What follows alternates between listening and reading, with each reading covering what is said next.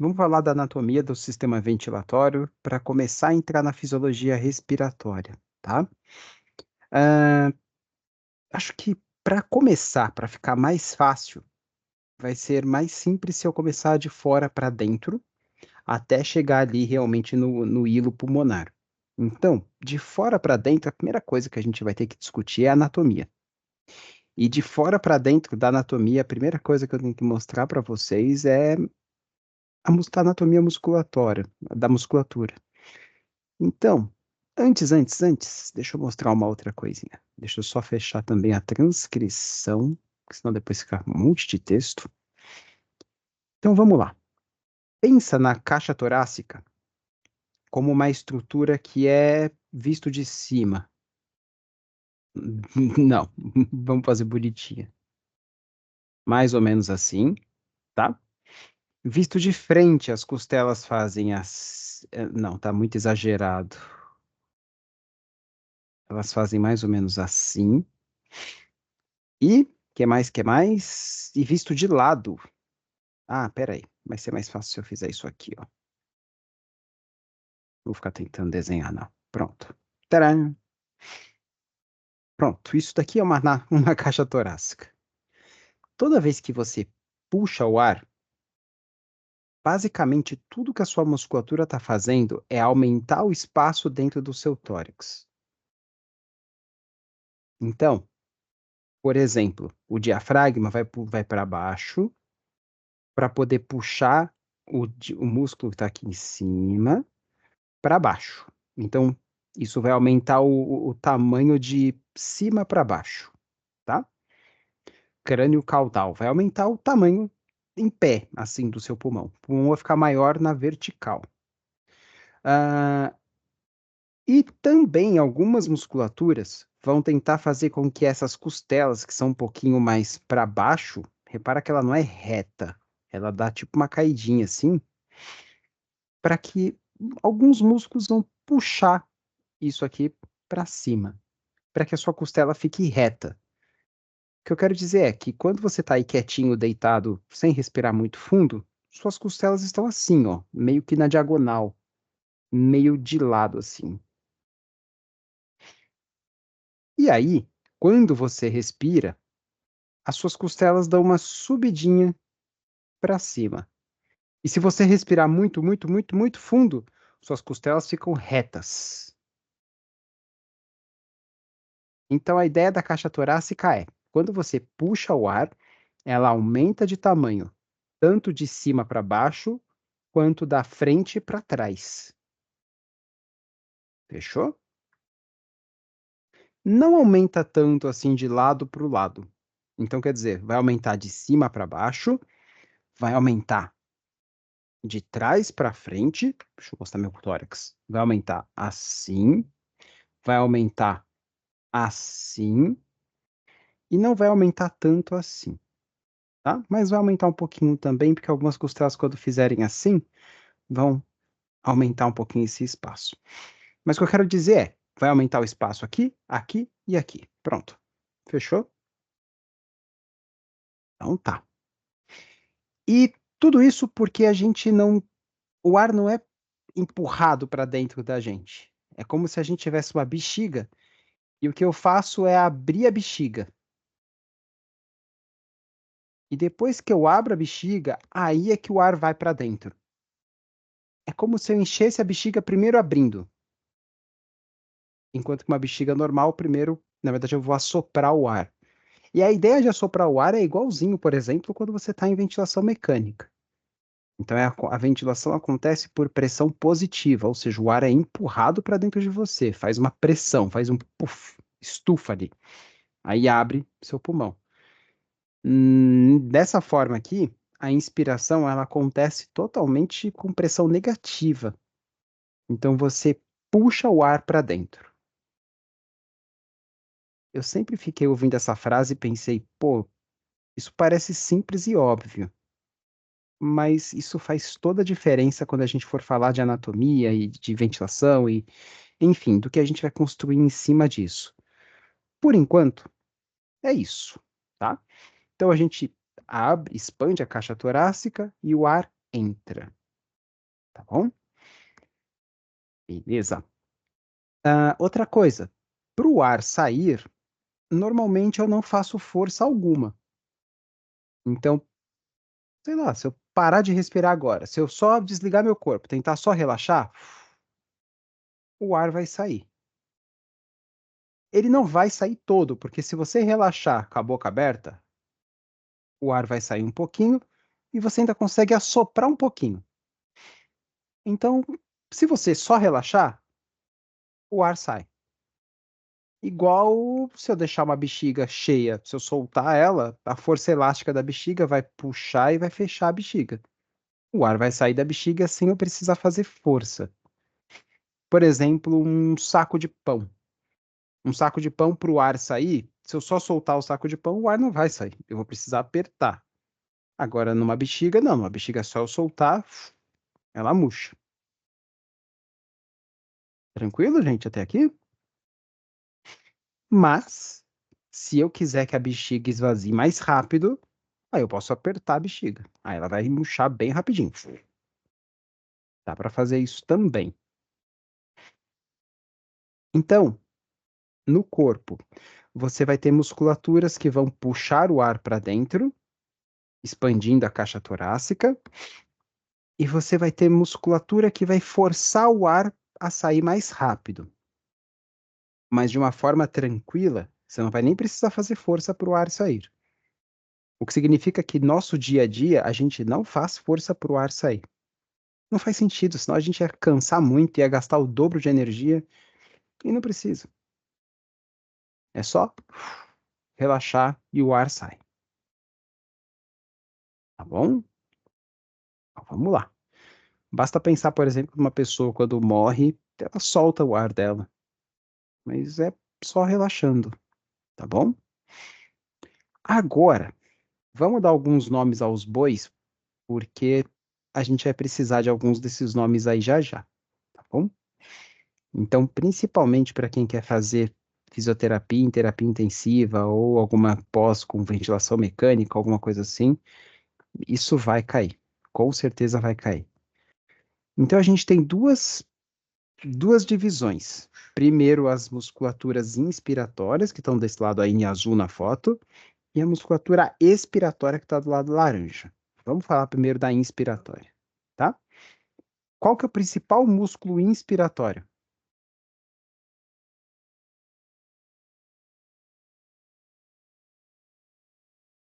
O diafragma? O diafragma. Ele não tá nem aí nessa foto, tá vendo?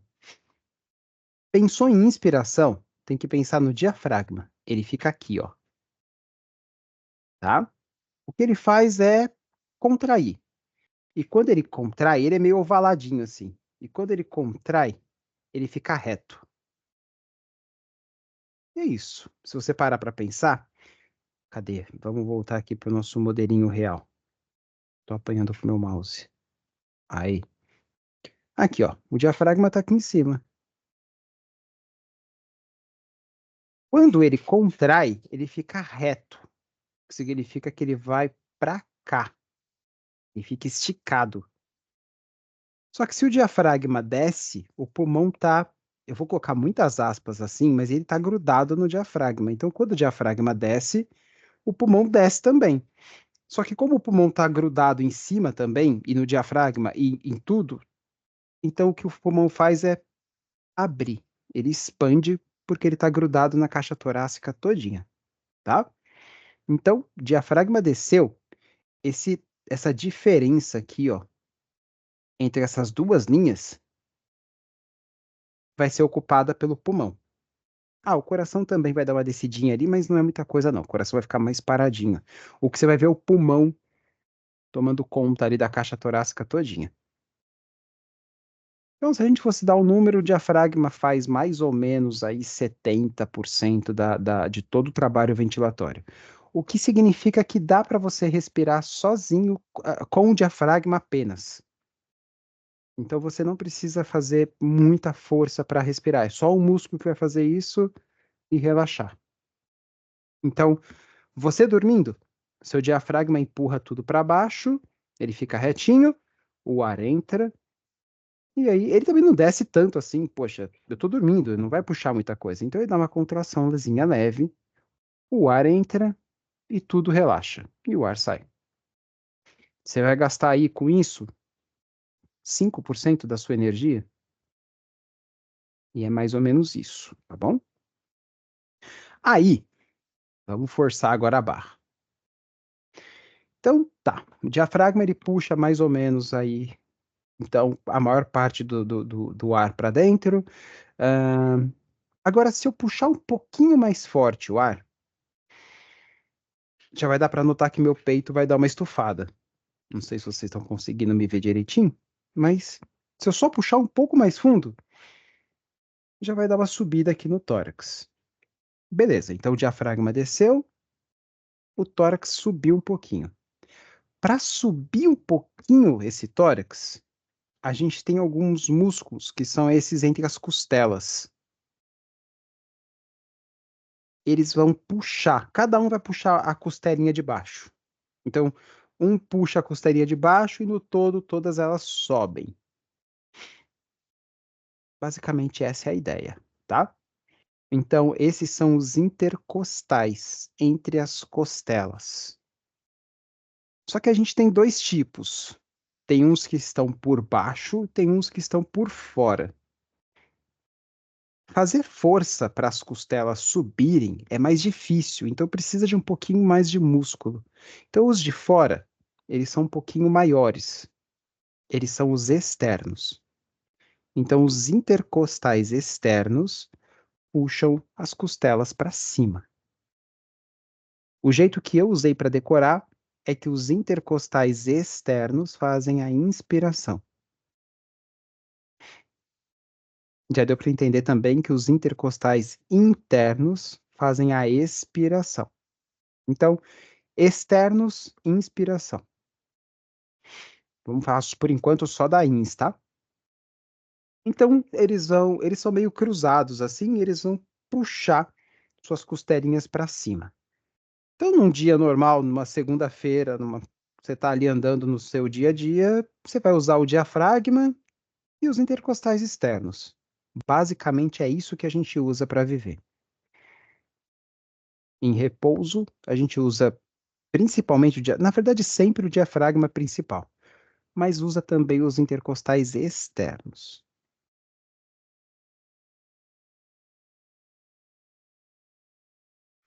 Então vamos lá, em repouso você usa diafragma e intercostais externos na inspiração. E na expiração, você não usa nada. Nada. O ar só sai. Não precisa fazer força, não. Boa. Vamos dar mais um passinho. Se fosse só isso, não seria suficiente para muitas vezes, por exemplo, quando eu estou andando rápido, quando eu estou correndo, ou, por exemplo, quando o paciente está com falta de ar, e aí ele vai usando mais músculo, mais tórax, porque ele precisa expandir mais. Aí ele começa a usar o que a gente chama dos músculos acessórios. Musculatura acessória, os anexo é meio estranho, mas também já ouvi falar dessa forma, mas a musculatura acessória, esse é o nome certo. Aí vem o que você quiser. Tipo, aqui, vocês vão ver que tem alguns nomes. Esternocleido, escaleno, anterior, médio, é, o posterior também trabalha um pouquinho ali atrás. Mas a gente tá falando de uma pessoa que tá com falta de ar. Ela tá,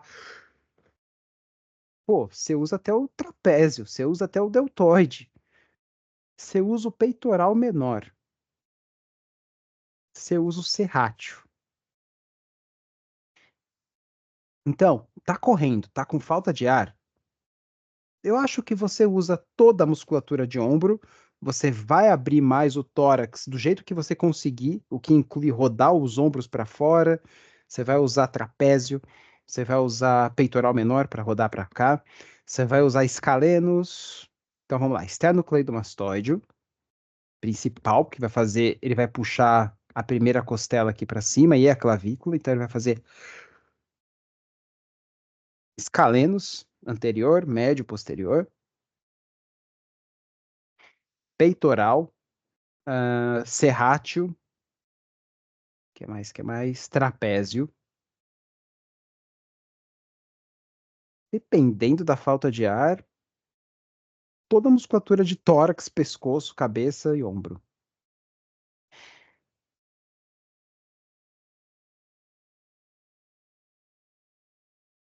Deu para pegar?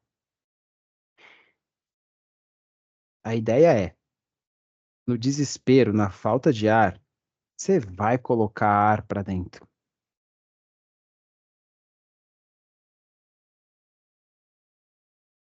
da forma que der.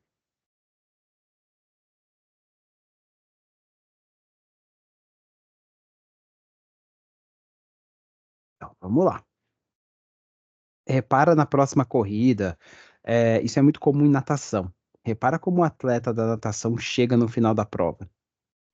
O cara respira até, sei lá, usando até quadríceps para respirar. O bagulho, ele vai puxar o ar para dentro. Não coloca quadríceps, não, gente. Pelo amor de Deus, só tô exagerando, tá? Então, esternocleido, escalenos, por aí vai. Só que, se eu só puxasse o ar com força e esperasse o ar sair, eu ia estar perdendo tempo. Imagina, não faz nem sentido. O ar ia demorar muito para sair. O ar ia entrar com força, ia demorar pra caramba para sair. Então, num quadro de esforço inspiratório, quando você está com muita falta de ar, ou você está correndo muito, não faz sentido você esperar só a força elástica murchar o pulmão. Então, para fazer a expiração, aí já fica um pouquinho mais limitado a quantidade de músculos, mas fica um pouquinho mais fácil para entender. Então, eu puxo o ar com força, eu expando minha caixa torácica com força, só que agora eu vou fechar com força. Para fechar a musculatura abdominal, torácica, aliás, a gente não tem dessa vez tantos músculos.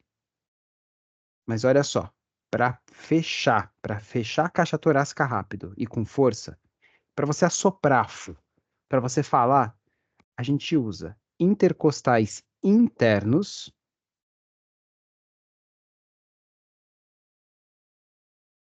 e basicamente a musculatura abdominal. Reto abdominal, oblíquos, interno e externo, transverso do abdômen. Então, intercostais internos e musculatura abdominal.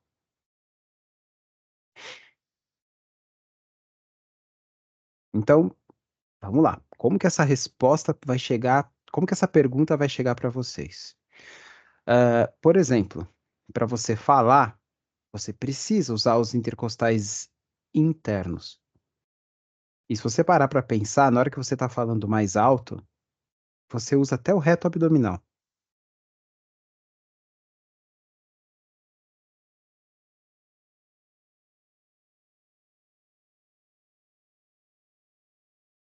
Para puxar o ar, diafragma intercostal externo.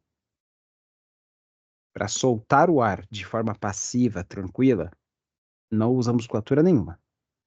Para puxar o ar com força, musculatura de pescoço, além do diafragma, além do intercostal externo, musculatura do pescoço, musculatura de tórax, perdão, de dorso, então musculatura dorsal,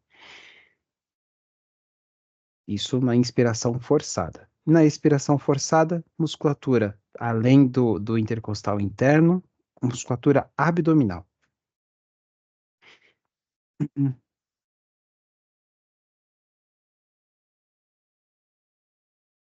E aí, gente, vocês estão bem? Como é que vocês chegaram até aqui? Bem, Bem? bem, tranquilo. Tranquilo? Então vamos lá. Ó, então vou puxar o ar, tudo vai puxar essas costelas para cima. Na hora que eu for soltar o ar com força, tudo vai puxar essas costelas para baixo. Opa, muito para baixo. Meu mouse não tá muito bom, não. Então fecha, Abre. Precisa saber esses nomes? Pô, gente, precisa. Não é tanto nome, não. Para pra pensar, ó. Diafragma, beleza, acho que todo mundo sabe. Aí você pega o externo, os intercostais externos para ins e externos, aliás, externos para ins e internos para ex. Inverte. Acabou. Você já entendeu como funciona. Beleza. Mais uma coisa que eu ainda preciso falar antes da gente dar o próximo passo. Ah, bom, diafragma, como eu falei para vocês, ele acaba sendo o mais importante por conta da posição dele. Ele está aqui, ó, ele ocupa todo esse espaço, então para ele ficar reto, ele já faz uma baita de uma diferença. Aqui. Ele só precisa ficar reto. Quando ele faz forcinha, ele fica reto, acabou. Ele já expandiu boa parte do pulmão. Professor, Oi, e mesmo assim ele não fica completamente reto, né? Ou é ele só não essa imagem fica. aí? Ele não fica 100% reto, ele não fica. Ele fica bem parecido com esse daqui desse raio-x. E até se ele tiver mais retificado, aí é que tem alguma coisa errada, né? No Deixa eu caso. já pegar uma imagem aqui, aí eu já te mostro. Mas essa é a ideia mesmo. Então ele não fica totalmente reto. Mas a ideia é, assim, ele tá preso ali em algumas coisas. Uma pergunta que também cai bastante. Ah, por que que o diafragma, ele não é simétrico? E por que que ele jamais vai ficar reto? Porque, repara aqui, ó, a pergunta é, deixa eu pegar uma cor vermelha. Repara como o lado daqui é mais alto que o lado daqui. Por quê? E essa resposta tem que estar pronta, assim. Por causa da região cardíaca? Ou não? Não. Ah, ó, Nada a só ver. para Ou o vocês verem, fígado? Ou por esse é o causa do fígado? diafragma, reto, por causa do fígado, Ah, tá. tá? Então, ó, diafragma, ele tá aqui, esse aqui é um paciente com DPOC classicão, ó. E é isso, ó, ele tá um pouco retificado.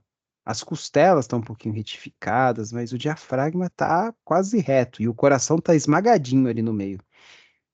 Mas repara que dá para você ver o que tá quase que embaixo do coração, ó, o espaço que aumentou aqui. E assim, não aumentou só esse espaço, tá? O pulmão ele vai expandir como um todo, mas também esse espaço aí. Então, ó, pulmão do lado direito, ele é mais achatadinho. Pulmão do lado esquerdo, ele é mais comprido. O pulmão do lado esquerdo, ele vai acabar sendo um pouquinho menor por conta da área cardíaca. O coitadinho do coração tá apertado ali no meio dos dois. Mas do lado direito, o fígado tá empurrando o pulmão para cima. Então, no final das contas, fica tudo por elas, tá?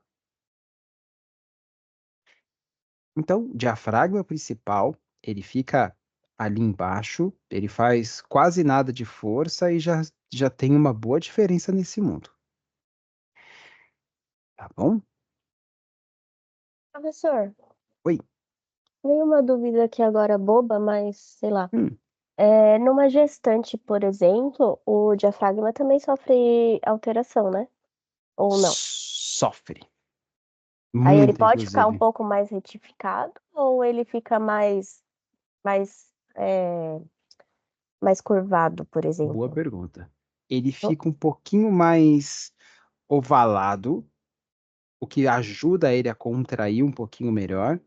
Então, assim, ó, ele vai ficar um pouquinho mais para cima. ah, entendi. E ele vai ficar para cima porque não tem para onde mais crescer. Quando chega nesse nível é porque realmente já deu. Vai, acabou, não tem mais espaço. Para baixo já esmagou tudo. Para trás e para frente já era. A barriga já tá gigante, aí começa a apertar para cima também. Lembrando que aqui tá o coitadinho do estômago e o fígado também. Então, quando chega nesse nível é Fica porque já tudo tá para esmagado. nascer. Fica, Fica tudo fica. esmagado. Entendi. Obrigada. Então, fica. Não dá para respirar fundo quando você tá com, né, uns 6 quilos ali na barriga. Eu tô pegando leve ainda. Então, essa é a ideia. A gente vai ver muito isso em doenças hepáticas que causam ascite, que é aquela barriga de cerveja.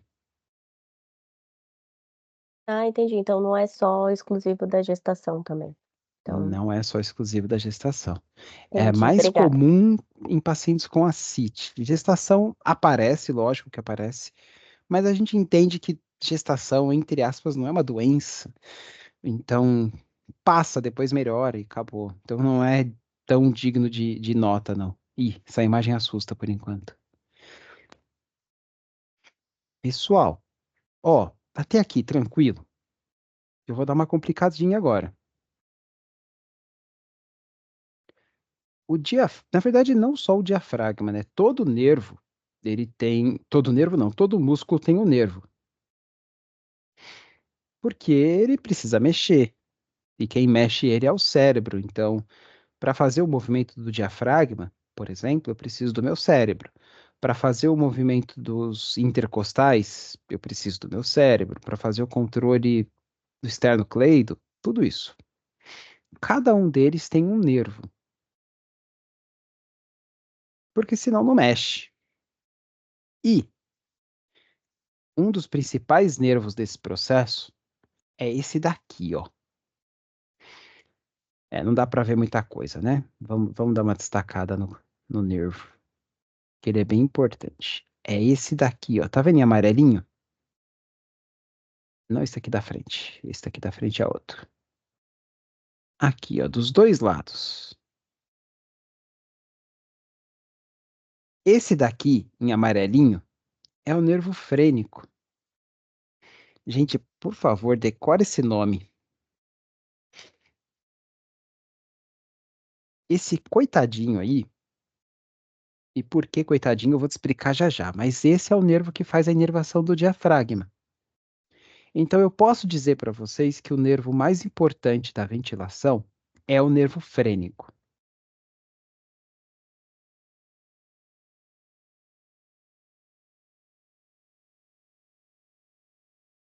Bom? E o nervo frênico, ao contrário dos outros nervos mais importantes do corpo, ele não é um nervo craniano, ele é um nervo periférico. Periférico, o que eu quero dizer é que ele não é craniano. Acho que deu para entender, né? Mas sim, é um bracinho do cérebro que está lá embaixo no seu diafragma. E essa daqui é a raiz dele. Então vamos entender isso daqui, que isso daqui é legal também para aprender. Aqui você tem o seu cérebro, belezinha. Aí vem C1, beleza, tem ali as funções de C1, C2. Aí vem o C3. C3, ele vai ter várias funções, tipo, vai cuidar ali de algumas musculaturas cervicais, ahn, algumas, alguns controles aqui da base do crânio, beleza, mas não é isso que eu vou discutir agora. O C3, ele vem aqui no bracinho, ó, e se une para cá. Junto com o C4, opa, jogo daquele de sair da casinha. E junto com o C5.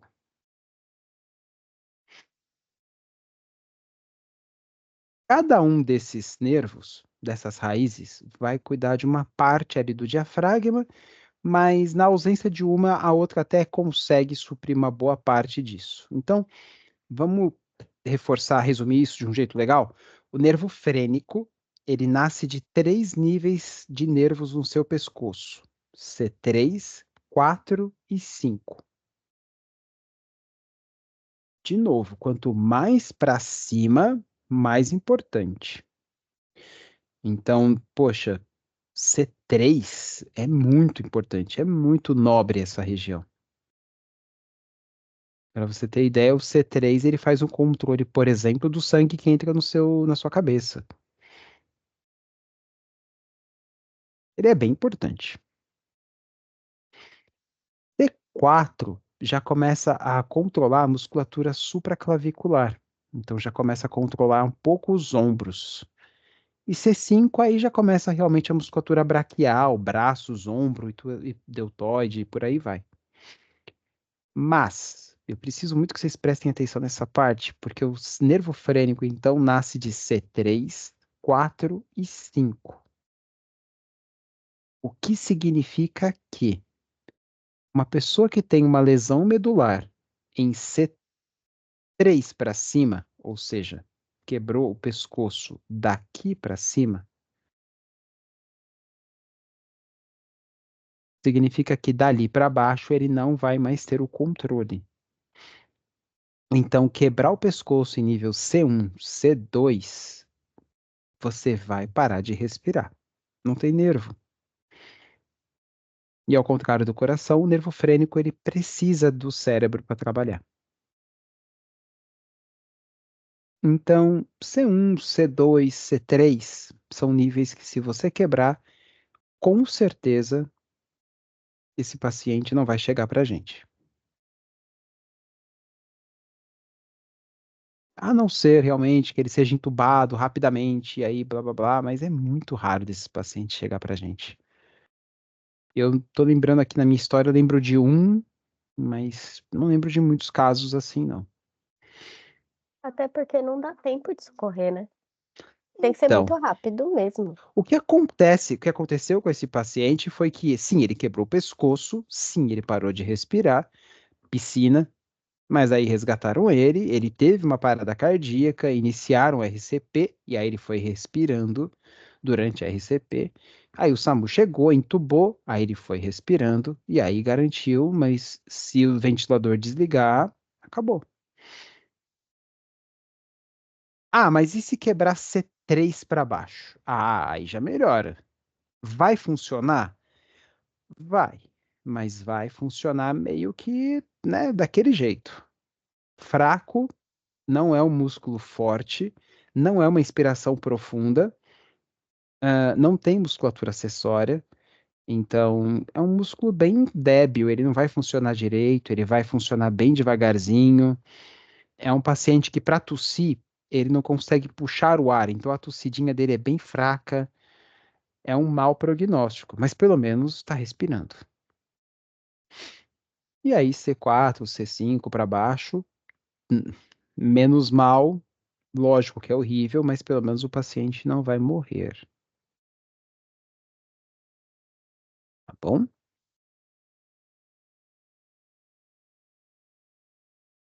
Fechou?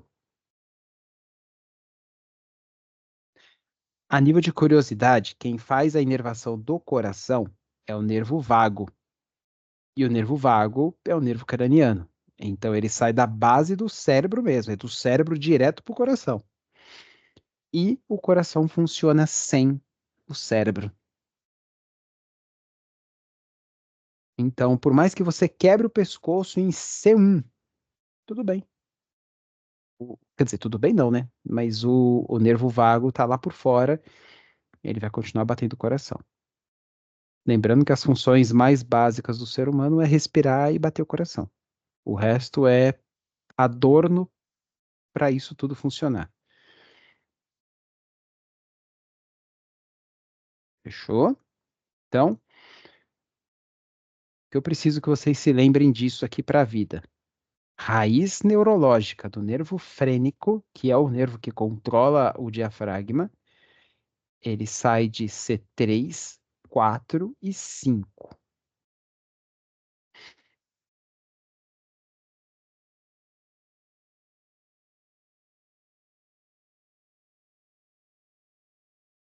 E por que que eu falei que ele é um coitadinho? Porque se você parar para ver essa anatomia aí, vamos fazer uma análise aqui agora bem legal. Vamos fazer de amarelo, não vai aparecer muito. Roxo. É, roxo já melhorou. O nervo frênico, ele tá aqui, certo? E aqui do lado tem a veia cava. Olha só a veia cava aqui do lado. Ah, mas aí o nervo frênico também tá do lado. Deixa eu pensar aqui na anatomia. Esquerdo. Tá, e aqui do lado tem um buracão enorme que chama esôfago. Então, o nervo frênico ele fica do lado da veia cava e do lado do esôfago. E para ajudar mais ainda, ele está mega exposto aqui embaixo. Então, no caso da gestante, por exemplo, a barriga aperta o coitadinho. E não satisfeito, o ar que está dentro do pulmão também o diafragma desceu, o diafragma aperta o nervo e o próprio ar do pulmão também pode afetar o nervo frênico. Vamos colocar isso na prática. Paciente, nem é paciente, bebe um copo de água gelada. Ele pode gelar o nervo frênico. E engole uma bolona de ar. Engole uma coisa muito grande, tipo, engole, tá mastigando, mastigando, não mastiga, só engole um pedação de carne. Tudo isso vai apertar o coitadinho do nervo frênico. Eu falei do gelado porque o gelado, além da própria pressão física, também tem o gelo passando ali que vai dar até a água esquentar, vai dar uma gelada no nervo. Ah, lembrando que embaixo do nervo frênico do lado direito a gente tem o fígado e do lado esquerdo a gente tem o estômago. Então, come muito para você ver que você vai apertar o nervo frênico. E o que que pode acontecer de ruim nisso? O soluço. Se você parar para pensar, o soluço é um espasmo do nervo frênico. É o nervo frênico dando uma descarga elétrica. Aí ele dá uma descarga elétrica, o seu diafragma faz rapidinho uma contração. Bem rápida. Como o ar passa rápido no seu pulmão para entrar, ele passa nas cordas vocais e você faz um e é o ar passando rápido nas suas cordas vocais e vibrando elas. Gestante, não é raro uma gestante ter soluço. Quando você come muito, não é raro você ter soluço. Professor, Oi? o engraçado é quando a Yara tinha soluço quando eu tava grávida dela. Ai, Era muito engraçadinho. A barriga fica Criança tem pulandinho, assim. muito soluço porque ainda está muito imaturo. Mas, e frio causa soluço sim, porque você respira um ar frio. E as Ah, enfermeiras ficam falando que não é pra aquecer, né? E a gente, ela tá com frio, ela não tá com faz nem soluço. sentido Não, isso. não tá com frio, não. Tá com frio sim. É só o diafragma. Ai, gente. Aí eu aquecia ela, ela parava de soluçar. Mas quando ela tava na minha barriga, eu acho que era ela engolindo líquido amniótico. Porque não faz sentido, né? Ela tá dentro da barriga ainda, nem respira. Mas tá imaturo. É Ah, tipo entendi. espasmo. Mas Tá era muito imaturo. engraçadinho. Ah, não sei, acho que quando a gente é adulto não tem tanto isso. Mas sabe quando às vezes você tá posicionado, sei lá, de um jeito deitado assistindo TV e de repente você sente uma, um braço, uma perna fazendo uma contração assim? Um espasmo, né? Um espasmo. É. É isso. É que ele é um nervo muito sensível, importante, só que ele é exposto a todo tipo de problema. Do tipo, se eu respirar fundo, eu vou apertar o coitadinho. Por isso que quando você está com o soluço, se você respirar fundo, você vai disparar o soluço. Deixa eu ver o que mais. Tem um monte de coisa aqui legal para falar.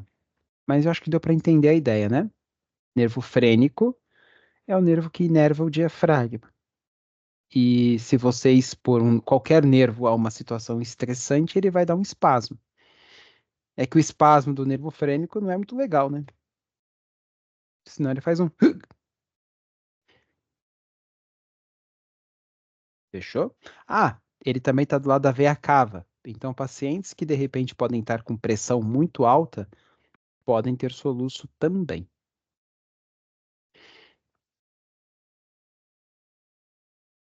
Fechou?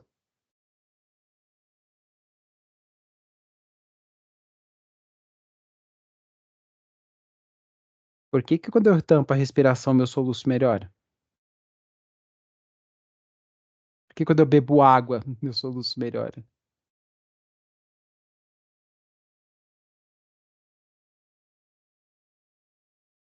Como é que é? Bebe 8 goles de água sem respirar. O soluço melhora, de verdade. Porque quando você bebe água, você para de respirar. E aí você dá uma acalmada no seu nervo, ele para de disparar. Ele vai disparar ainda, talvez ele ainda dê uns gatilhos. Mas quando você dá um estímulo contrário, é tipo agonista e antagonista, quando você dá um estímulo antagonista, ele para. Parou. Aí o espasmo tende a melhorar. É igual o susto, né? Igual o susto. A ideia do susto é um pouquinho mais legal, é a adrenalina, que dispara tudo. Aí você dá como se fosse uma cardioversão no seu nervo frênico. A única coisa que é superstição é da linha vermelha na testa da criança, né? Da E, lã fu- vermelha. Ou não, porque não sei. A criança e fica olhando, funciona, realmente. porque teoricamente, se a linha vermelha tá com cobertor vermelho, você tá É, colocando a um pessoa vai cobertor e ficar tá esquentando. quentinha. Então, é um nervo muito chato, gente. E ele tá no lugar horrível. Ele tá do lado do estômago, então qualquer coisa que você come vai cutucar o coitadinho. Se você ficar com gases no estômago, vai cutucar. Se você ficar com gases no intestino, vai esmagar. Gestante vai apertar. Pacientes obesos vão apertar. Pressão alta vai apertar. Respirar fundo vai apertar. O coitado é isso. Essa é a vida do nervo frênico. E ele trabalha a vida inteira. Mas tem uma coisa legal do nervo frênico. Ele é um dos únicos músculos, se não o único, junto com os olhos, que você controla, mas ele também tem uma função automática, autônoma. O que significa que agora eu consigo respirar rápido e fundo e fazer o que eu quiser com a minha respiração, até parar de respirar. Mas o meu cérebro também se controla isso para mim. Eu não preciso parar para pensar e respirar. Só respiro. Então ele é, sim, uma parte que eu controlo, mas ele também tem uma parte automática. Fechou?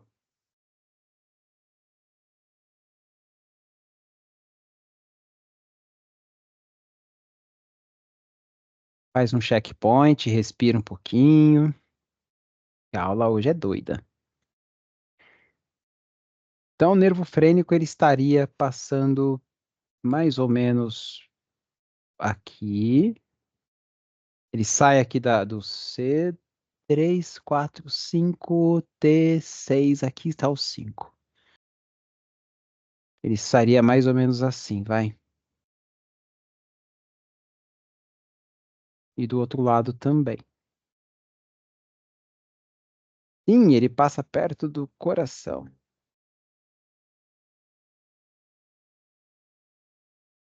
tá bom? Não tem tanta volta, não. Ele é mais retinho, mas a ideia é essa. Também não vai estar esticado assim. Legal. Muito bem, muito bem. Vou desligar um pouquinho essas coisas. E me fala, como é que vocês estão por aí, gente? Vocês estão bem?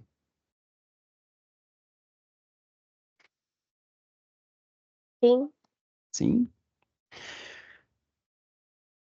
Deixa eu voltar aqui para a janelinha de vocês. Joinhas de que tá tudo bem? Vou dar mais um passinho, então. Legal. Ó, a gente vai cutucar algumas dessas coisas mais vezes, principalmente da forma que vai ser cobrada de vocês nas provas. Mas, por enquanto, da anatomia, de um jeito bem simples, é isso. Vamos dar mais um passinho de fora para dentro? Agora já vamos entrar um pouquinho na zona respiratória mesmo, tá? Então, já falamos da musculatura que puxa o ar, a gente já falou da fisiologia respiratória, ventilatória, então não é só isso que acontece, a gente vai colocar números isso tudo, mas antes de ser chato assim, vamos falar de um jeito mais simples. O ar vai entrar no seu nariz e na sua boca. Então, sua caixa torácica expande, como não tem, vai ficar um vácuo ali dentro, e fica um vácuo mesmo, uma pressão um pouquinho negativa, alguma coisa tem que preencher esse espaço. Então, quer dizer, o seu diafragma desceu, o pulmão desceu junto e abriu um espaço ali. Esse espaço tem que ser ocupado por alguma coisa. Então, o diafragma desceu, abriu espaço. A pleura desceu, abriu espaço. O espaço interpleural abriu, puxou a pleura, puxou o pulmão, enfim, ficou um vazio ali. Esse espaço vazio tem que ser preenchido por alguma coisa, e é aí que o ar vai entrar. Aí o ar entra e ocupa esse espaço. Então, quer dizer, eu respiro fundo, o ar está ocupando ali, tudo fica paradinho de novo. Legal? Primeiro lugar que o ar vai entrar, então, é o nariz. Nariz, boca, traqueia, pulmão, e aí já vai entrar na fisiologia. Então, de um jeito bem simples, vamos dividir a zona ventilatória, o trabalho ventilatório, e agora já posso colocar a função respiratória também, em três zonas, tá? Em três espaços maiores, principais. Primeiro, zona condutora, zona respiratória, até chegar ao sangue. Isso ainda é anatomia. Eu não estou entrando ainda na função, no oxigênio, gás carbônico. Não, estou falando de um jeito bem simples mesmo. Zona condutora, zona respiratória e sangue, finalmente. Tá bom? Por exemplo, meu nariz é zona condutora, meu alvéolo, zona respiratória e o sangue é sangue. Vamos lá. Primeira coisa, primeiro desses pontos, o nariz, boca, tudo isso. Zona condutora, tá? Então, zona condutora, respiratória, sangue, faz uma setinha assim. Zona condutora, ela serve basicamente para conduzir o ar para a zona respiratória. Simples, mas não é só isso, não. Lógico que não é só isso.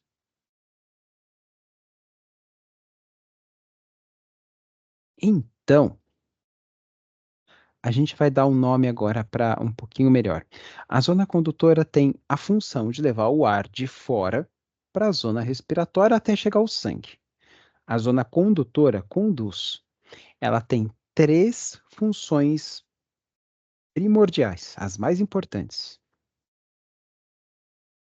Então, a zona condutora, da ponta do seu nariz até o finalzinho dela, que eu já vou falar onde é, tem três funções: aquecer, filtrar e umidificar o ar. O ar tem que chegar quente, úmido e filtrado.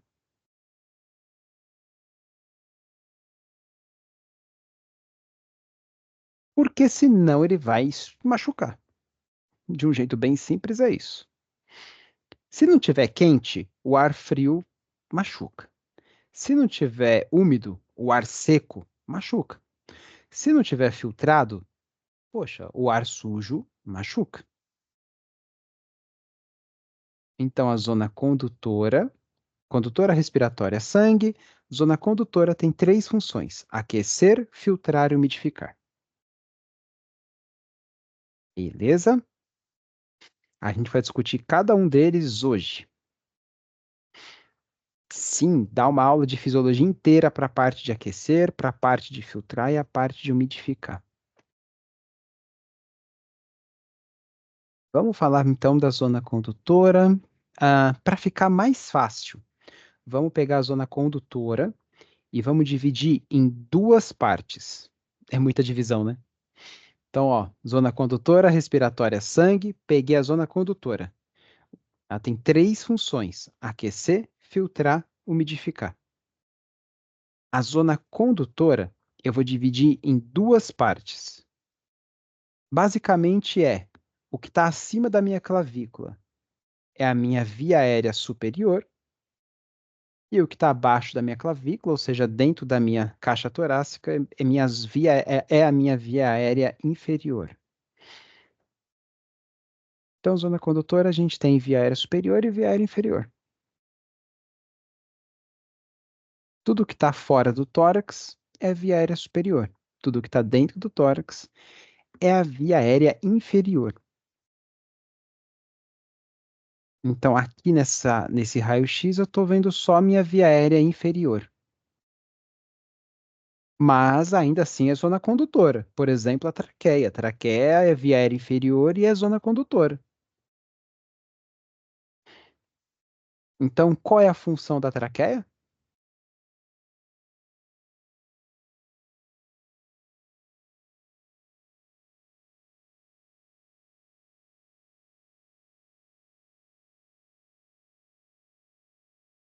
Qual é a função da traqueia?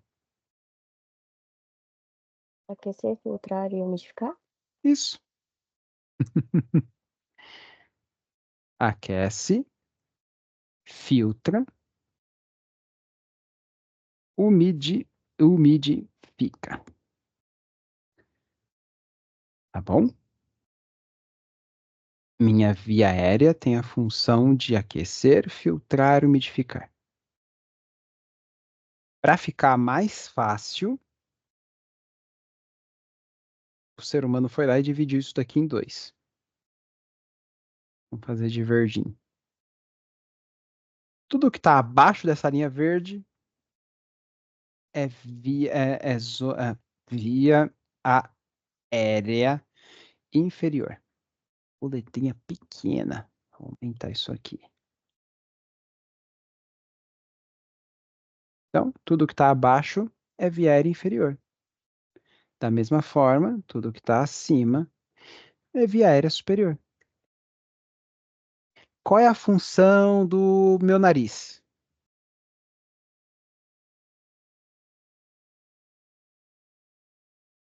Aquecer, filtrar e umidificar.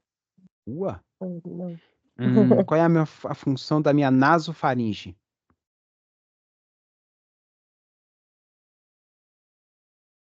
Nasofaringe. Vou dar uma dica. Ela fica na minha via aérea superior. Também é aquecer, filtrar e umidificar? Isso. Gente, por favor, não esqueçam nunca mais. Zona condutora, tudo que eu estou pintando de azul. Ah, mas eu respiro pela boca. Então sua boca é sua zona condutora. Tudo que está em azulzinho, inclusive a boca, é zona condutora. A função dessa área é conduzir. E já que ela vai conduzir, enquanto ela conduz, a função dela é aquecer, filtrar, umidificar. Aquece, filtra, umidifica. Não importa a altura, não importa onde, se está na zona condutora, a função é aquecer, filtrar, umidificar. Ponto. Via aérea superior, por exemplo, totalmente a função é aquecer, filtrar, umidificar. Ah, mas tem essa daqui que é a função de. Eu garanto que todos os órgãos daí são para aquecer, filtrar e umidificar. A não ser o nariz, que também tem a função de sentir cheirinhos, mas aí a gente já vai discutir. Então, beleza. Eu acho que hoje a gente não vai chegar tão fundo na zona aérea, na via aérea inferior, não. Ó, zona, via aérea superior, zona condutora, nariz. O ar vai entrar por aqui. A nível de curiosidade, rapidão, só para a gente também não falar que a gente não falou. Aqui em cima a gente tem o nervo, que é o nervo olfatório, que detecta e pega pequenos pedacinhos do que está na sua frente e interpreta isso como cheiro. Então, estou sentindo o cheiro de laranja, de mexerica, que tem um cheiro bem forte. Tudo isso vai grudar pequenos pedacinhos de laranja ou de mexerica ou do que for na sua via aérea. Eu tenho uma notícia muito ruim para você que tá cheirando, sei lá, tá sentindo o cheiro do cocô do cachorro. Então, tem pedacinhos do cocô do cachorro batendo na sua via aérea. É por isso que você tá sentindo o cheiro. Outra coisa importante. A minha língua, ela detecta o gosto do doce, do amargo, do salgado. Beleza. Só que a minha língua não é capaz de diferenciar doce de coco de sorvete de coco para sorvete de morango. Quem faz essa diferenciação é o cheiro. Então, o cheiro do gosto bate aqui, aí o seu corpo, seu cérebro interpreta: poxa, é doce, tem cheiro de morango, é gosto de morango. Então, o gosto nada mais é do que um cheiro, só que percebido de outra forma e junto com a língua, tá bom? A língua não é capaz de diferenciar tão bem assim. Lógico, tem sorvetes que às vezes tem mais açúcar, menos açúcar, aí a língua percebe um morango mais doce do que um morango menos doce. Mas é o cérebro, é o nariz que vai perceber o gosto. Por isso que quem tava, ou quem tem gripe, quem tá resfriado, ou quem tá com Covid, não sente o gosto. Sente o amargo, o azedo, o salgado, mas não sente porque aqui fica cheio de catarro. Aí a sujeira gruda e não dá cheiro, não dá gosto, tá bom? Deixa eu ver se tem mais alguma coisa importante daqui. E sim, isso é importante saber. Não sei se cai na prova, não, mas para a vida. Tudo bem? Sim. Tranquilo, gente? Então vamos dar mais uns passinhos aí. Então o ar vai vindo aqui de fora, tudo bagunçado, tudo cheio de sujeira, cheio de mosca, cheio de tudo e foi para dentro. Tá.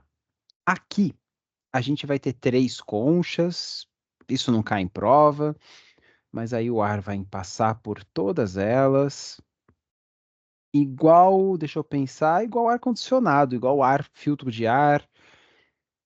Acho que a ideia é essa. Qualquer filtro, basicamente é isso que ele faz. Ele divide por espaços bem pequenininhos para conseguir trabalhar legal. Aí, pessoal, aqui no nariz eu vou precisar demorar um pouquinho mais. Então, dá uma agitada aí, acorda bem. Pensa nisso daqui, ó, como sendo a concha do seu nariz. Pronto. Vamos fazer uma concha mais bonita. A concha do nariz. Ela não é tão bonita assim, não. Ela é bem esquisita, cheia de formato esquisito, mas ela é mais ou menos assim, tá? Ah, ela é feita de tecido igual o da gengiva, então é um tecido conjuntivo, ele é bem molhado. Então, aqui em cima, espere um pouquinho de água. Ele é bem brilhante assim, né? Ele é uma mucosa, então ele é bem bonito. Tem bastante nervos, nervos também, mas tem bastante vasos sanguíneos passando por aqui. Vamos desenhar isso aqui de vermelho bem arterial, assim, para ficar bem bonito. E também tem catarrinho aqui em cima. Um pouquinho de catarro não vai fazer mal para ninguém. Que mais, que mais, que mais? Importante. Vamos entender isso daqui agora. Ele é muito vascularizado, porque quanto mais sangue, mais quente. Por isso que ele é bem bonito, assim, de ver. Ele também é bem quentinho. Tranquilo? Ele é quentinho, ele é úmido, ele tem catarrinho. Beleza. Agora, pensa aqui comigo, ó. A gente tem uma aqui em cima, uma aqui embaixo e uma lá embaixo também. Mas para facilitar, eu vou desenhar só essas duas. E, de novo, ela é bem molhada em volta e quente ali. Agora, pensa uma coisa aqui comigo. Vamos fazer o ar vai ser pretinho. O ar vai entrar aqui dentro. Primeira coisa que isso daqui vai fazer é que assim, o ar vai entrar com força para cá, né? Quando bater aqui, o ar vai bater aqui. Mas ele já vai começar a entrar numa linha. Ele não vai ficar mais tão bagunçado igual um vento, igual um tornado. Não, ele já vai começar a entrar numa linha, porque ele bateu ali nas conchas, ele é obrigado a entrar retinho. Isso já é uma coisa. Além disso, toda vez que o ar bate aqui, poxa, pega o secador, por mais que seja frio, você vai perceber que ele vai secar. Então, a ideia é, esse ar bate aqui e leva um pouquinho dessa água com ele. E uma das formas mais fáceis de você fazer essa água desprender daí é você esquentar essa água. Então você vai ter uma água quente. Quente quanto? 37 graus e meio? 36? 36 graus e meio, 37? Poxa, é quente. Não é morno, é quente mesmo, poxa. É agradável pra gente, mas a gente tá falando de quase 40 graus. Então, é fácil de imaginar que essa água é fácil de evaporar. Ela não está evaporando tipo 100 graus, mas ela está evaporando o tempo inteiro. Quer uma prova? Vai no espelho e faz. É vapor de água. Então, o vapor de água, a água daí já vai se soltando aos poucos. O vento vai bater e vai carregar essa água para dentro. Junto com a água, o corpo também perde calor com isso. Essas conchas elas são bem quentes e tá perdendo água. Então é igual a gente também tá. Quando a gente transpira, a gente também perde calor através da água. Então, é um ar que vai entrar, vai ficar mais úmido porque está sequestrando um pouco da água. É um ar que vai ficar mais quente porque está sequestrando o calor com a água. E só o fato dele estar batendo aí já vai ajudar a grudar um pouquinho da sujeira. Mas lembra que também em volta dessas conchas tem catarro. Então, só aqui no seu nariz já é o lugar que mais o ar vai esquentar, filtrar e aquecer. E a maior prova disso é que tem dia que você está com o nariz escorrendo e tem dia que você está com o nariz bem ressecado. E o que vai dizer se você vai estar de um jeito ou do outro, basicamente é a temperatura lá fora, é o dia se está muito seco e o catarro, quando gruda uma sujeirinha, ele começa a acumular aquela sujeirinha e vira uma catotinha de nariz.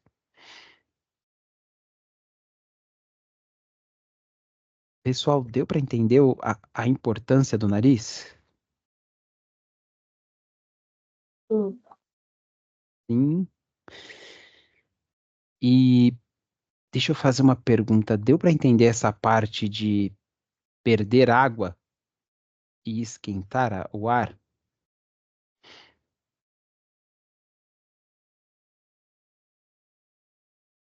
Fala a verdade. Sim. Fora a parte que meu cachorrinho ficou latindo, deu para entender?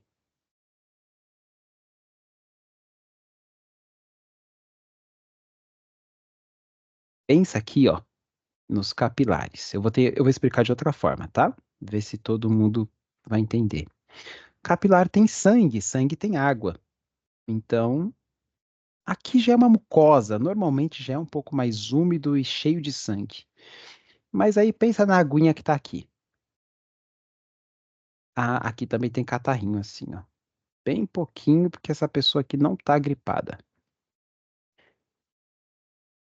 O ar vai bater com tudo aqui. Se tiver alguma sujeira, na hora, essa sujeira já vai ficar presa nesse catarro. Ou então, aposto que acontece com todo mundo, de estar correndo, andando na rua e tem uma mosca que entra no seu nariz e você sabe que ela entrou. Ela vai grudar no seu catarrinho, não tem problema não.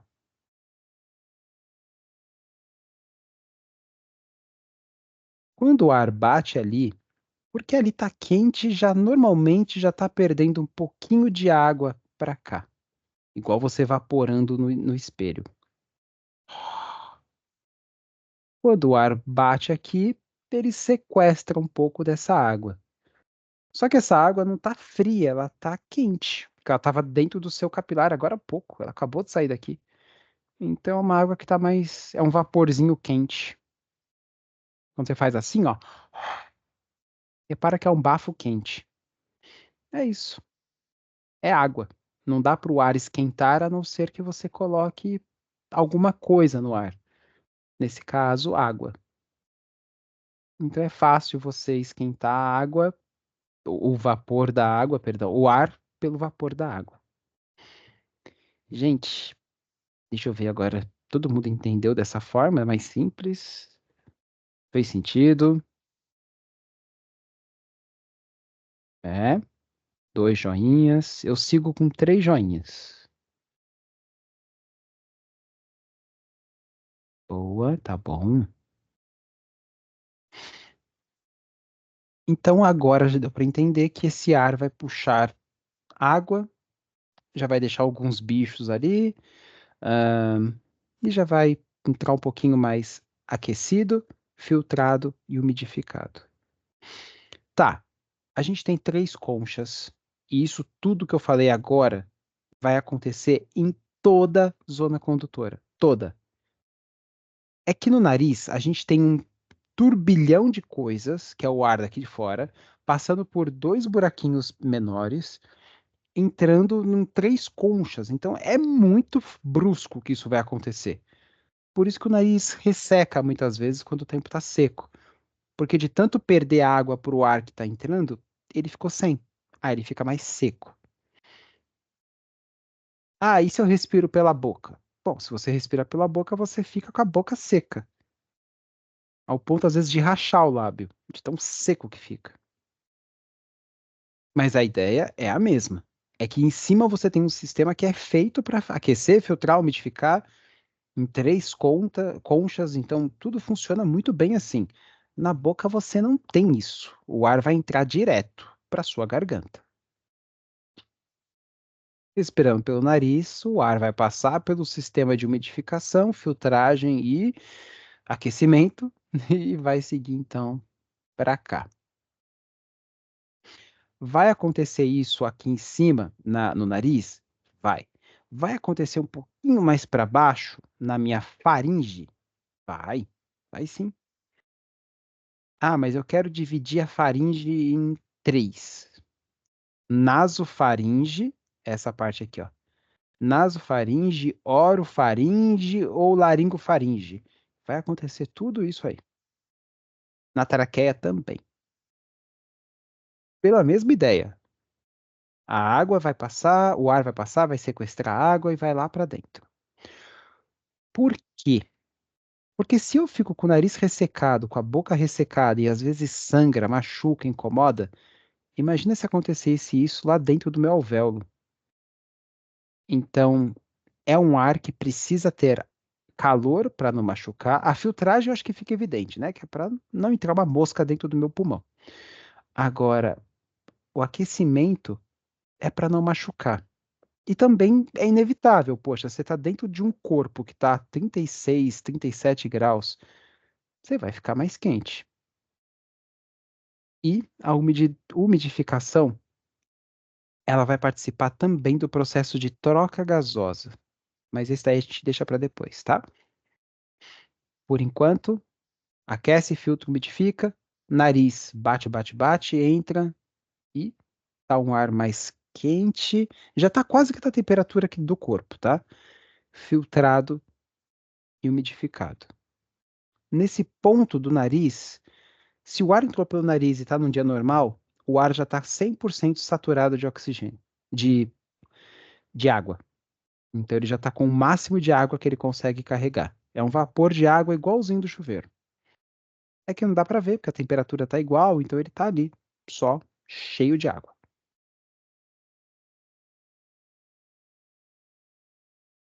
Legal.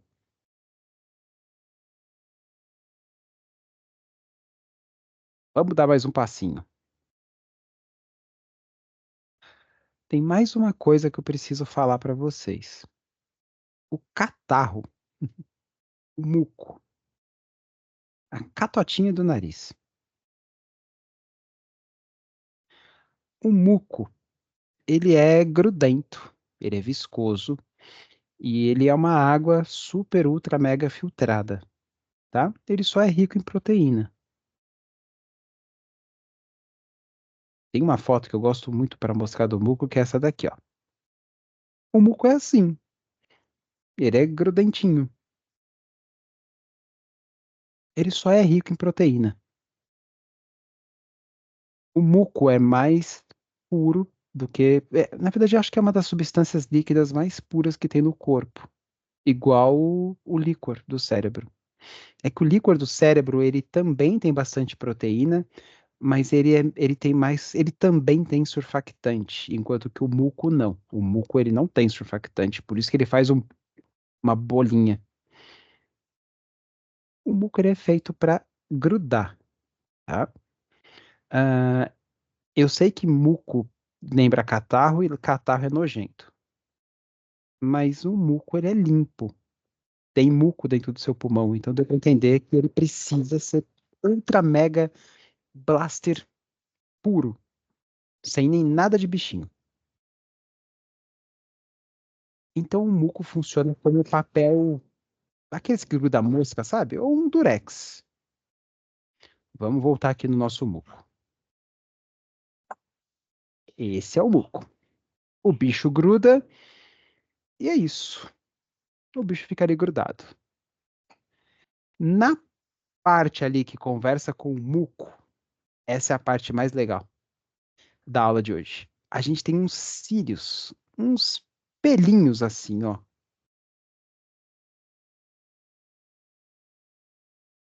E esses pelinhos, eles mexem o muco, para o muco não ficar parado numa região só, para o muco se espalhar melhor.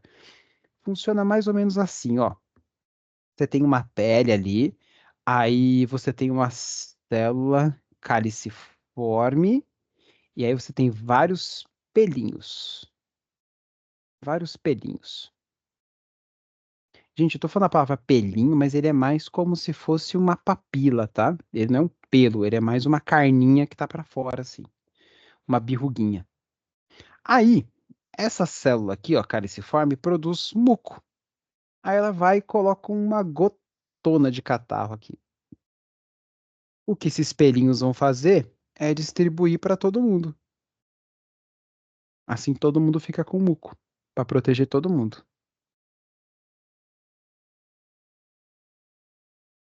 E mais legal ainda, imagina que grudou um bicho aqui. Tá tudo espalhadinho, e aí tava respirando, e aí, pum, bateu um bicho, bateu um vírus, pronto. O vírus é mais difícil de bater aqui, porque o vírus é muito pequenininho. Mas bateu uma bactéria aqui. Pronto, uma bactéria bem feia aqui.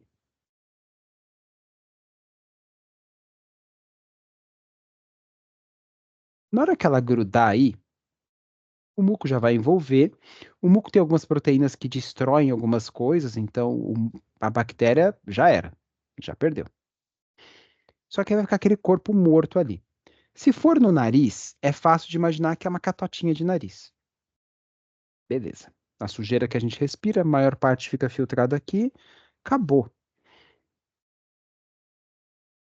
E se você tá com nojo disso, significa que provavelmente você não limpa seu nariz, o que significa que tá tudo bem, não é um problema não.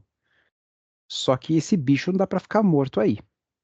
Alguma coisa tem que acontecer com ele. E aí, tem um sistema aqui que é bem legal. Então vamos lá. A gente tem bichinhos, então. Bichinhos não, a gente tem cílios. Vamos fazer os cílios de. Eu já usei todas as cores. Verde água. Verde água não, verde limão. A gente tem cílios. Naqui tudo, ó. Tudo, tudo, tudo, tudo. Cheio de cílios, tá? Aí grudou um bicho. Beleza, não tem problema. Vamos ter que jogar esse bicho fora. Como? Olha, a gente poderia fagocitar com sistema de defesa e tudo, mas é gastar muita energia à toa. Imagina, uma mosca, até os leucócitos fagocitarem essa mosca, acabou. Imagina, vai virar um abscesso, você vai ficar com sinusite, vai ficar horrível. Então, muita dor de cabeça, literalmente. O mais fácil é tudo que está aqui na via aérea alta, aqui em cima, não na na via aérea superior, mas também quase tudo que está na superior. Tudo que está aqui em cima vai ser mirado para a garganta. Então, tudo que está aqui em cima, os cílios vão jogando para cá. Ah, e o que está para baixo? O que está para baixo também. Ele vai mirar para cá. Então, toda a sujeira, tudo que gruda no seu nariz, o seu corpo vai jogar para o fundo da sua garganta. Tudo que por algum motivo passar lá para baixo, o corpo vai jogar para sua garganta. Por quê? O que vocês conseguem pensar daí? Porque fica mais fácil pro sistema digestivo para ser eliminado. Isso. Porque uma mosca no seu pulmão vai te matar.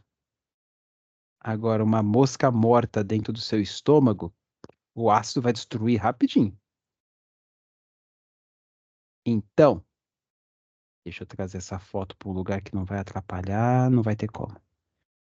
Então, tudo aquilo que gruda de sujeira no seu nariz, sei lá, em tudo aqui, tudo, vem para cá, para sua hipofaringe e para sua orofaringe. E tudo aquilo que passou, tá lá na traqueia, por algum motivo, um vírus, uma bactéria, alguma coisa assim, ou uma poeirinha bem pequena da sua traqueia, também vai ser trazido para cá. Gente, a gente está falando do órgão do pulmão, que é o órgão. Assim, a pele é o maior tecido do corpo, é o maior órgão do corpo, sim. Mas a área em contato com o ambiente, o maior órgão que está em contato com o ambiente é o pulmão. Imagina, o pulmão é uma quadra de tênis. E se você tem dúvida para imaginar uma quadra de tênis, pega uma sala de aula média. É desse tamanho que eu estou falando. É muito grande um pulmão. Não faz sentido você lavar a sujeira para dentro do pulmão. Vai te matar. Primeira mosquinha que grudar aqui na sua traqueia vai descer. Quer uma prova disso? Quando você engasga com água, a água escapa aqui para dentro um pouquinho, aí você tosse. Quando você tosse, a sujeira vem para cá. Quando você está resfriado, doente, e você tosse, o catarro vai para sua garganta.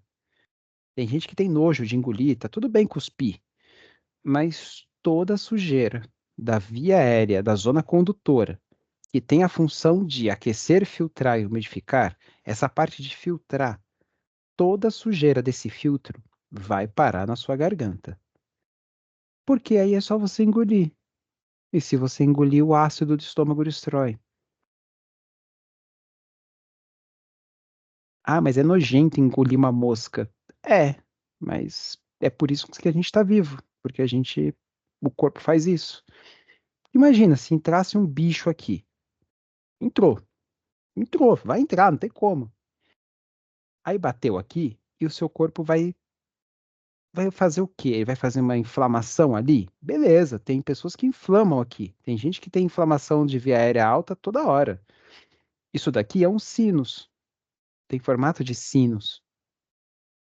Então ele vai inflamar, vai virar uma sinusite. Mas é um bicho, sei lá, um pedacinho de pena. O corpo vai precisar tirar esse pedacinho daí, não dá para ficar acumulando aí para sempre. Então vai começar a trazer células de defesa, vai começar a virar pus. Imagina a dor de cabeça que isso vai te dar. Não vai sentir gosto, vai ficar inflamado, vai ficar saindo pus do nariz. Não, manda para baixo, engole, acabou. Engole e acabou. Então, se você não limpa seu nariz, saiba que tá tudo bem, o seu corpo limpa para você. Ah, mas eu tenho nojo de engolir catarro. Não tem problema, você pode cuspir. Tem gente que cospe toda hora, eu também acho demais. E se você parar para pensar, você está cuspindo água, então água é preciosa para o seu corpo. Então o que o corpo faz é, ele limpa tudo isso daqui, manda a sujeira para o esôfago. Quando chega no estômago, a sujeira é destruída, mas a água é absorvida.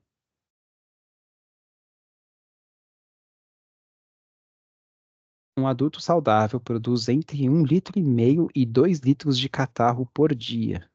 Não faz sentido eu ter que beber 2 litros a mais de água por dia só para manter isso daí saudável e limpo. Então, a sujeira é jogada fora, a água é reaproveitada e toda a sujeira que gruda aí vai para sua garganta e você engole. Quando você faz, ou às vezes você está conversando e nem está percebendo e engole saliva. A saliva está com algumas coisinhas, tá? Então, a próxima vez que entrar uma mosca no nariz de vocês, se você não conseguir tirar com a mão, assoando o nariz, não tem problema não. Ela vai sair. Só não vai sair por onde você está achando. Não vai sair na sua boca. Ela só vai ser digerida.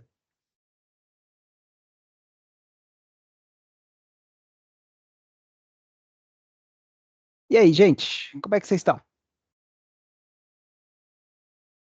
Muita coisa para hoje. Bem, Hein? Aceitaram bem o fato que vocês comem mosca? Ah, quando a criança colocar o dedo no nariz e depois colocar na boca, saiba que ela só está fazendo um caminho diferente. Ah, engraçado, professor, que quando a Yara ficava doente, a Yara não tem o hábito de assoar o nariz, né? Ela normalmente fica eu adoro essa foto. sugando mesmo. E o Júnior brigava com ela. Ó, ela tá até falando xi, que ela acha ruim. O Júnior ficava brigando com ela pra ela assoar o nariz, né? Aí eu falava, não tem problema, vai pro estômago. Não... Que ele imaginava que, tipo, voltava pro pulmão, por exemplo, sabe? Ele, É, não, isso é uma ela tem coisa que comum, assoar, viu? ela tem que escarrar. Eu falo, não precisa, vai pro estômago, vai embora do corpo dela de alguma forma, mas não vai voltar pro pulmão. Aí até ele entender foi demorado. Ai, quando eu vejo essa foto na minha cabeça, isso daí, ó, isso que essa criança tá fazendo, ai, é nojento. Talvez, mas saiba que isso daí acontece só que do lado de trás, tá? Então você só não tá vendo, mas exatamente isso. A sujeira do nariz escorre pro fundo da garganta e você engole. É exatamente isso que tá acontecendo. É que essa criança tá fazendo do jeito esquisito, mas é Tá isso. fazendo do jeito visível, né? Ela tá caindo, No caso. ela tá deixando eu ver.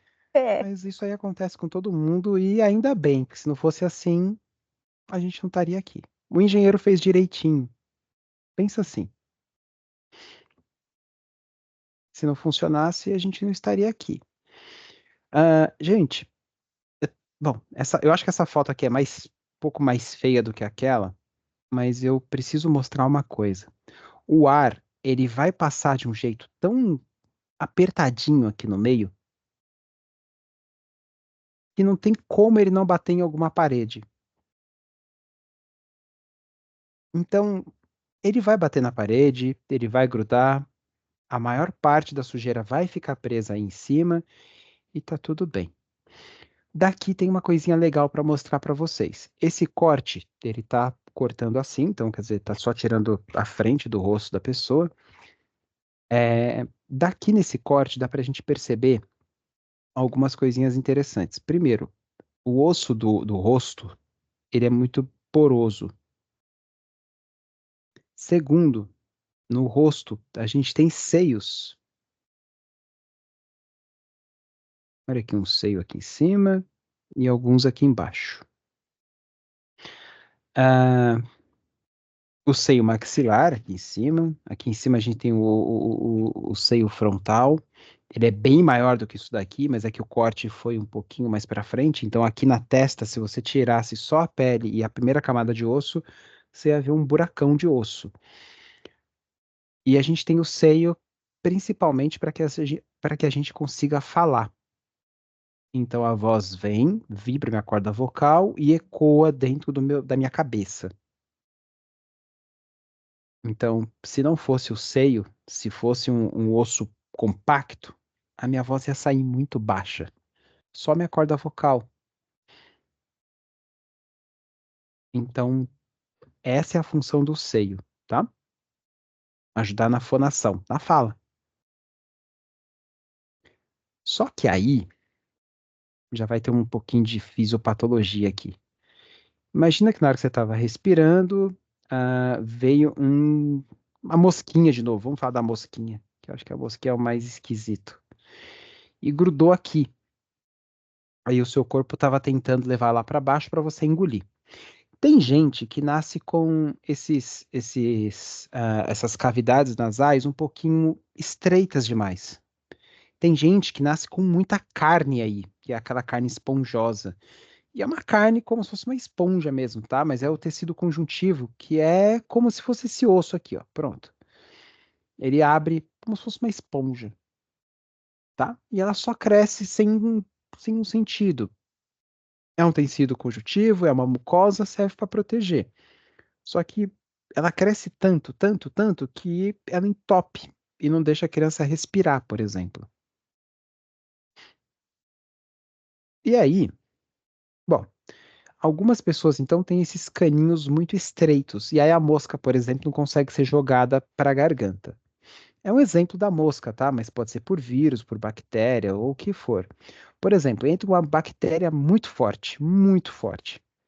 Uma bactéria que grudou no muco e aí o muco não conseguiu mandar para dentro para engolir, e aí ela acabou entrando no muco e inflamou o seu septo nasal, o seu nariz. O que vai acontecer é que aqui vai começar a produzir muco, bastante muco, e ó, acabei de entupir o nariz da pessoa, que o muco agora está ocupando isso aqui tudo. Mais legal ainda, se começar a produzir muito muco, o muco vai começar a escorrer para cá.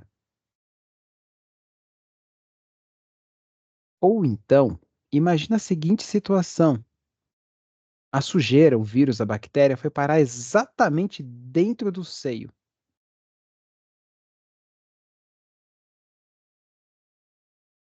Isso é uma sinusite. Tem gente que tem muita sinusite, e normalmente isso é por dois motivos. Ou porque o nariz é muito estreito e aí a sujeira não consegue ser jogada para expectorada do jeito certo, ou essa cavidade aqui que vai para o seio é muito grande e aí qualquer coisa entra dentro do seio. E aí é uma pessoa que tem muita sinusite toda hora. Então vamos fazer um resumão? Ite é inflamação. Se está inflamado no seio, sinusite. Se está inflamado no rino, rinite. Pronto. Acho que já dá para entender também por que que uma pessoa que está com rinite começa a chorar, porque ó, tá tudo aqui do lado, tá tudo inflamado, tá tudo. Ah, por isso que a pessoa fica com aquela cara, sei lá, chorando, com o nariz escorrendo e fica aquela coisa maravilhosa. É isso. Tudo bem, gente? Deu para entender aqui? Sinusites e rinites? Sim. Deixa Sim, eu voltar para vocês. Sim, sim. Tá bom. E só para a gente terminar a aula de hoje, vou dar mais um passinho apenas, tá? Vamos tirar essa cara feia. Vamos para essa carinha bonita aqui.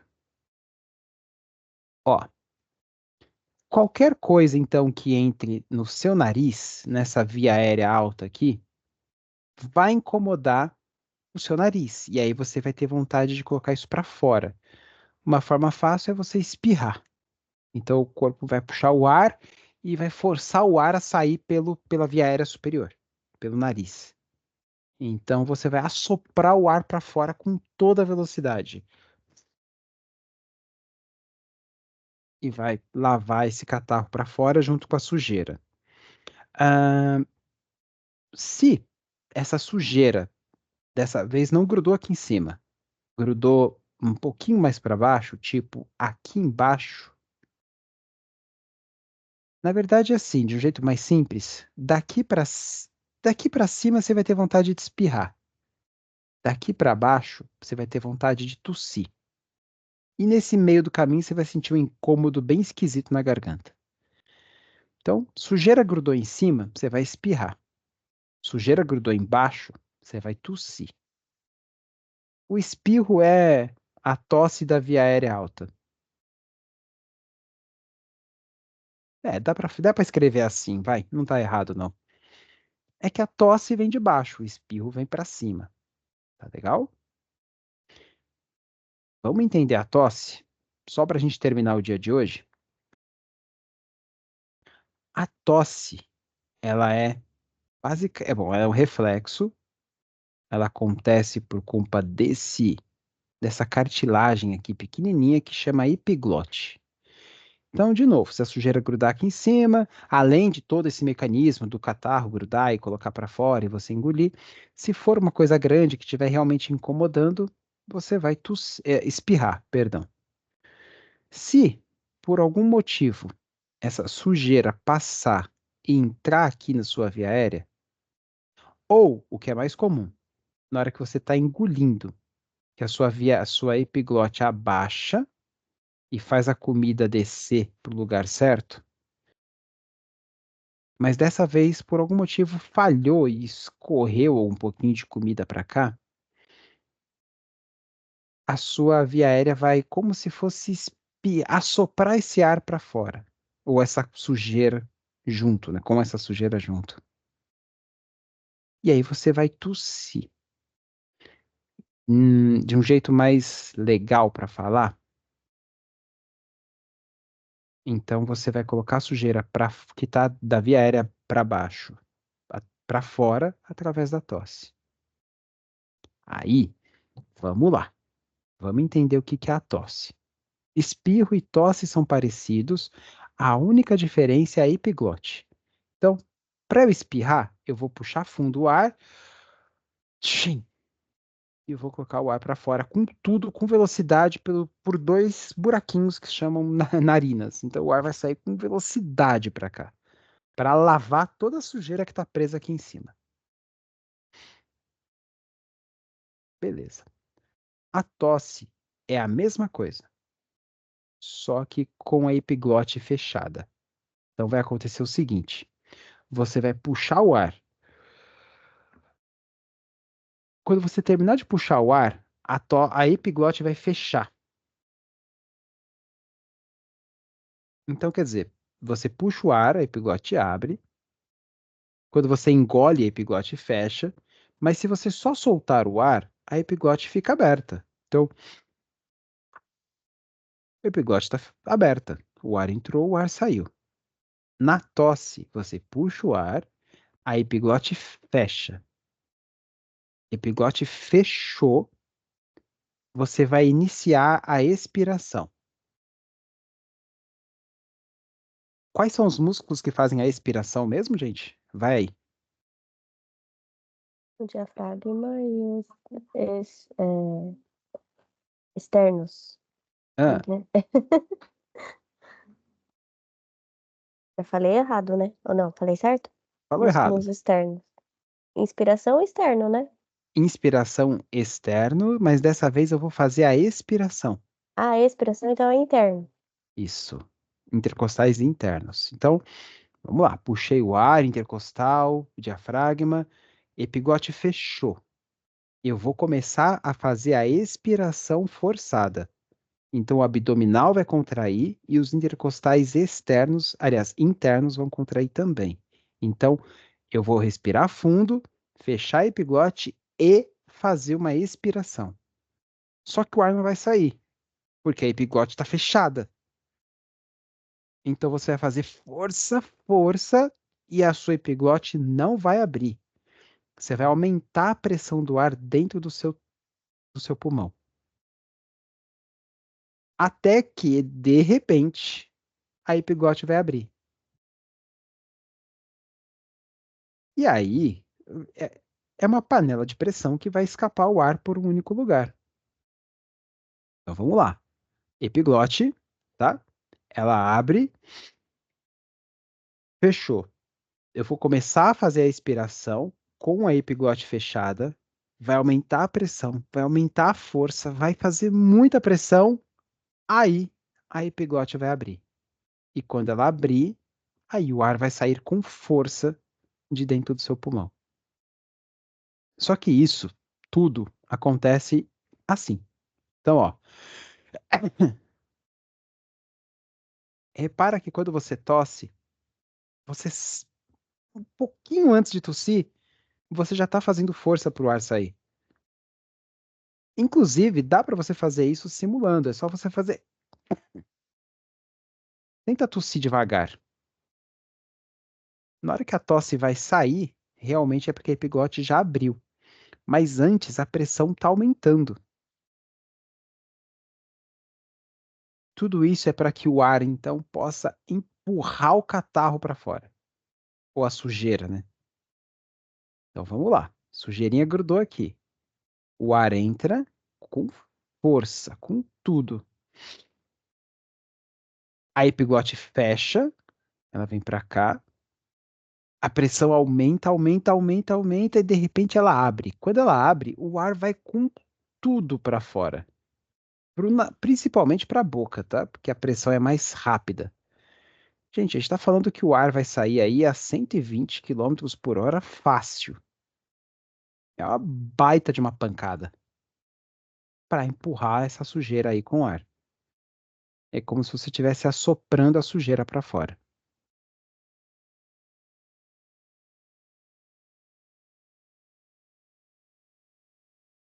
Então, fases da tosse: inspiração, epiglote fecha. As cordas vocais também trabalham aí para ajudar a fechar a epiglote, tá? Ó, vamos lá. Aqui, fazer amarelinho. Essa é a epiglote. Essas são as cordas vocais. Tudo isso fecha para o ar não sair. Então o ar vai entrar, a epiglote e as cordas vocais vão fechar com força. Você vai fazer uma expiração reto abdominal, que vai empurrar um pouco o diafragma para cima também. Os intercostais internos, principalmente. E aí você vai abrir a epiglote com tudo. Aí vai ter a abertura da epiglote. Então é como se você estivesse enchendo uma bexiga, aí você aperta o gargalo, aperta a bexiga e abre o gargalo. Vai sair todo o ar com muita força por um único lugar. Essa é a ideia da tosse. Fechou? Precisava explicar a tosse, porque a tosse é a nossa maior amiga dentro de uma ideia dessa, de um paciente, por exemplo, que está entubado, que está com sujeira na via aérea. Quando o paciente é entubado, o tubo é colocado exatamente aqui. Então, um paciente entubado, o tubo é colocado aqui, ó, por dentro da boca até a traqueia. Então, um paciente entubado não tem como ele tossir porque o plástico do tubo está segurando a epiglote.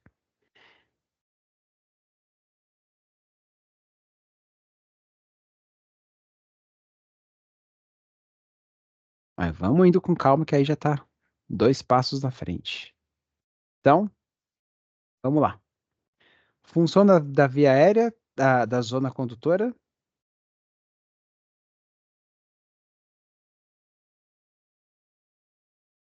Filtrar, aquecer e umidificar.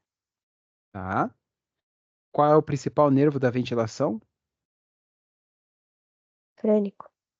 Frênico. A expiração acontece de forma passiva e a inspiração pelo nervo frênico 80% das vezes. Quando você quer respirar um pouco mais fundo, aí vem a musculatura acessória, tá? E aí cada músculo tem o seu nervo.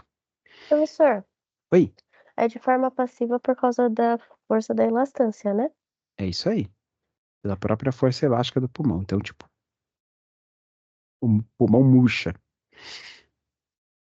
A gente vai dividir a zona condutora em duas: via aérea superior, o que está acima da clavícula ou fora do tórax, via aérea inferior, o que está dentro do tórax. Hoje, a gente só falou da via aérea superior. Nariz, faringe e laringe. nariz, faringe aqui na fala e a laringe aqui para baixo. Só. Eu precisava só ficar um tempo a mais com vocês para falar exatamente da filtragem, aquecimento, aquecer, filtrar e umidificar.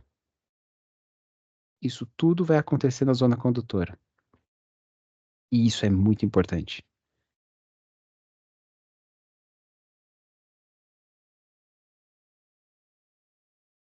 Chega por hoje?